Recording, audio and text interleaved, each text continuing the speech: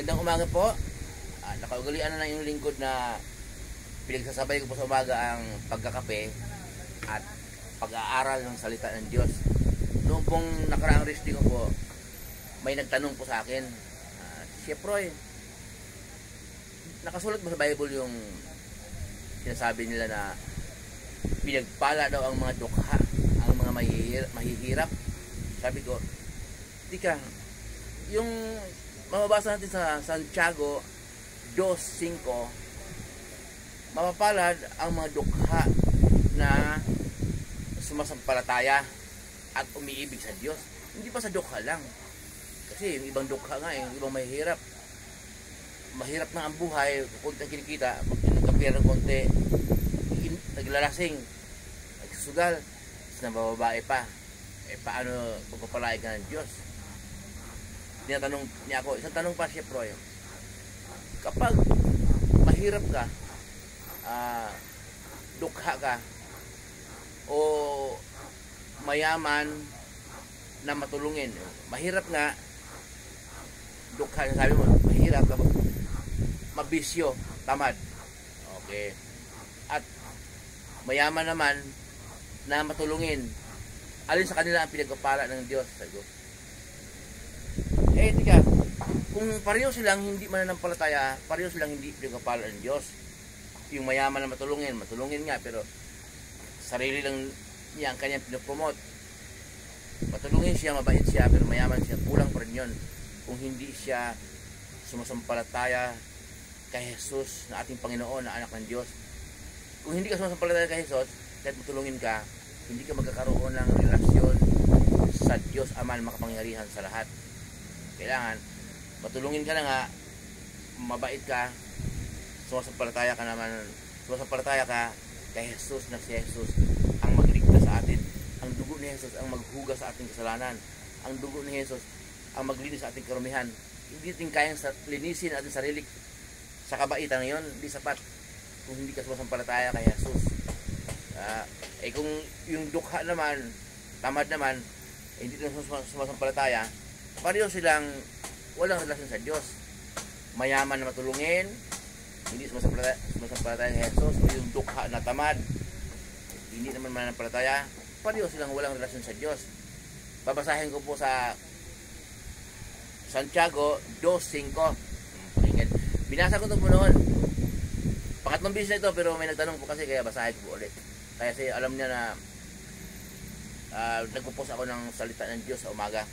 Pakinggan po ninyo, Santiago 2:5. Mga kapatid kong minamahal, makinig kayong mabuti. Hindi ba't pinili ng Diyos ang mahihirap sa mundong ito upang maging mayaman sa pananampalataya at maging kasama sa kahariang ipinangako niya sa mga umiibig sa Kanya? Okay. Yung mga umiibig lang sa Diyos, dukha ka nga, mahirap ka nga, hindi ka naman umiibig sa Diyos. Paano ba ibigin ng Diyos?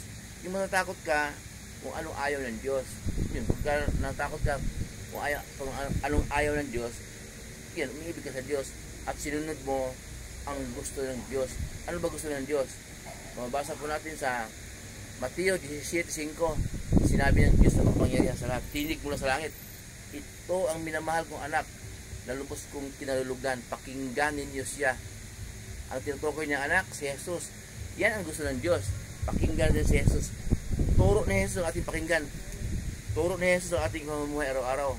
Yun, pagka sinunod din yun, magkaroon tayo ng relasyon sa Diyos.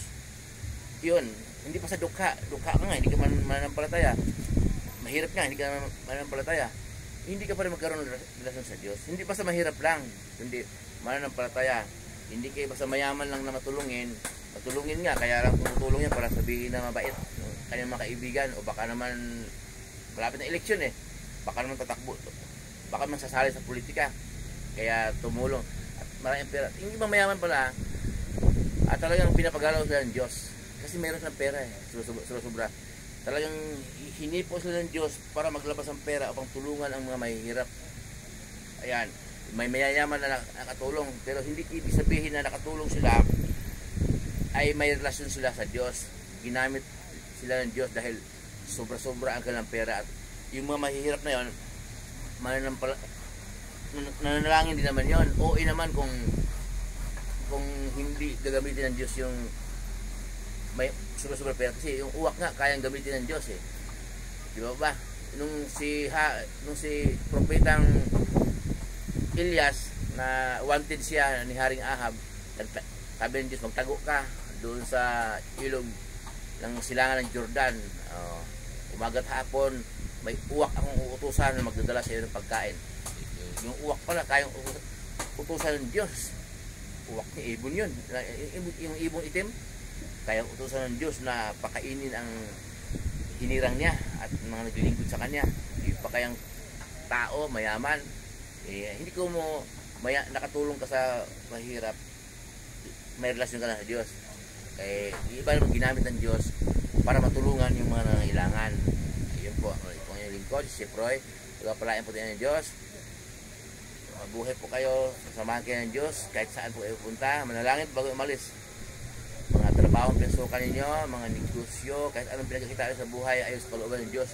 Yung walang pandaraya po parehas, pagpapalain po kayo ng Diyos.